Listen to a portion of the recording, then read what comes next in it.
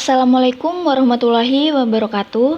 Saya atas nama Arya Hernina dari kelas 12 OTKP, mata pelajaran Otomatisasi Tata Kelola Kepegawaian akan menjelaskan materi tentang sistem penggajian PNS.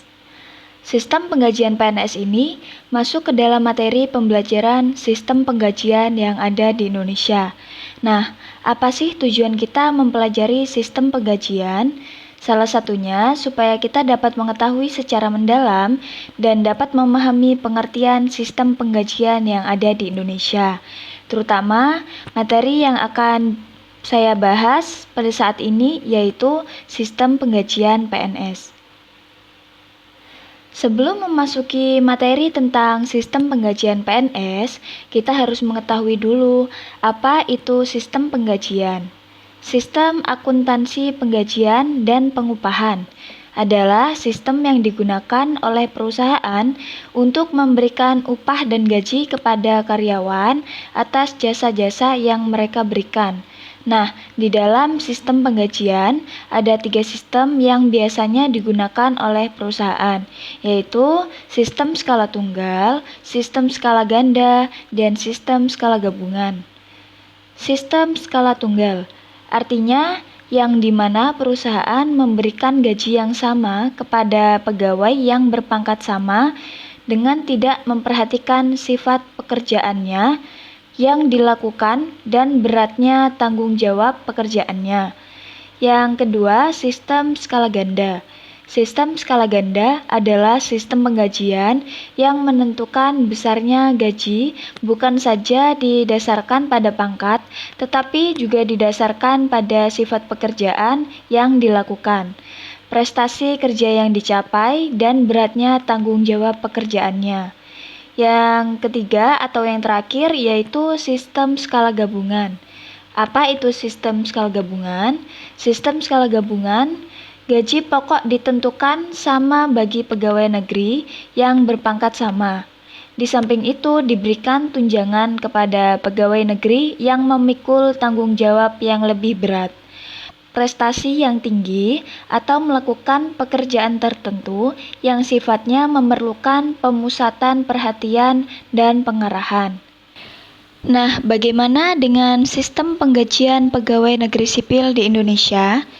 Undang-Undang Nomor 5 Tahun 2014 tentang Aparatur Sipil Negara dan Undang-Undang Nomor 43 Tahun 1999 tentang Pokok-pokok Kepegawaian mengamanatkan bahwa setiap pegawai negeri berhak memperoleh gaji yang adil dan layak, sesuai dengan beban pekerjaan dan tanggung jawabnya. Gaji tersebut harus mampu memacu produktivitas dan menjamin kesejahteraan pegawai negeri. Meskipun sudah ada Undang-Undang Nomor 5 Tahun 2014, tetapi untuk masalah penggajian masih berdasarkan peraturan lama yang sering diperbarui dengan peraturan terbaru. Salah satunya yang baru dikeluarkan adalah Peraturan Pemerintah Nomor 7 Tahun 1997 tentang Peraturan Gaji PNS khusus pada lampiran 2. Berikut adalah penjelasan secara umum sistem penggajian PNS. Di poin A, setiap pegawai negeri berhak memperoleh gaji yang ada dan layak sesuai beban kerja dan tanggung jawabnya. Hal ini diatur dalam Undang-Undang Nomor 8 Tahun 1974. Ini sudah beberapa kali mengalami perubahan, dikarenakan menyesuaikan dengan situasi perkembangan saat ini dan karena mungkin di tahun 1974 nilai mata uang tidak sebanding dengan nilai mata uang di tahun yang sekarang. Nah, kemudian penggajian berdasarkan skala gabungan. Jadi bukan tunggal namun gabungan antara tunggal dan ganda yang diatur dalam Peraturan Pemerintah Nomor 6 Tahun 2000. Selanjutnya, poin yang C, calon PNS gajinya 80% dari gaji pokok dan PNS 100%. Artinya apa? Calon PNS ini sudah terpilih. Namun belum sepenuhnya, karena walaupun dia sudah terpilih atau sudah diterima si calon PNS ini harus tetap mengikuti pelatihan atau training untuk memastikan dia sudah benar-benar menjadi PNS. Jadi, selama belum mengikuti pelatihan dan dinyatakan lulus, dalam pelatihan itu gaji yang diterima adalah 80%. Kalau yang D, kenaikan gaji pokok berkala sesuai kerja golongan penilaian. Yang E, tunjangan istri 5%, anak 2%, 2 orang dan 18 tahun atau lebih kalau melanjutkan sekolah. Jadi, jika suami yang PNS, maka tunjangan istri 5%. Namun sebaliknya, apabila istri yang PNS atau ASN, tunjangan suami 5%. Jadi, masing-masing 5%, kemudian untuk anak 2%. Namun, untuk anak, tunjangan hanya berlaku untuk 2 orang anak dan ditanggung sampai umur 18 tahun, bisa melebihi 18 tahun jika si anak tersebut melanjutkan sekolah atau kuliah. Kita lanjut yang F, yaitu tunjangan kemahalan. Apabila kita berada di daerah terpencil, misalnya di Irian Jaya atau di Nias, biasanya karena harga yang mahal di sana, maka untuk pegawai PNS yang bekerja atau ditempatkan di daerah tersebut akan diberikan tunjangan kemahalan.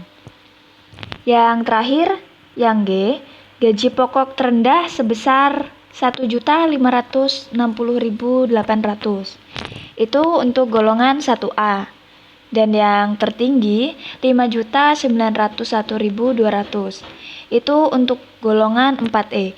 Masa kerja 32 tahun, Peraturan Pemerintah Nomor 15 Tahun 2019. Jadi pada penggajian PNS ini sudah ditetapkan berdasarkan golongan-golongan. Untuk golongan terendah sudah ditetapkan nominalnya, untuk golongan tertinggi sudah ditetapkan juga nominalnya. Di sini tertulis 32 tahun masa kerja. Jadi apabila 32 tahun dia bekerja, maka apabila golongannya adalah 4E, maka gaji yang didapat yaitu 5.901.200. Jadi mungkin sekian pembahasan saya tentang sistem penggajian PNS. Dan saya akhiri, semoga apa yang saya jelaskan dapat bermanfaat untuk kita semua. Wassalamualaikum warahmatullahi wabarakatuh.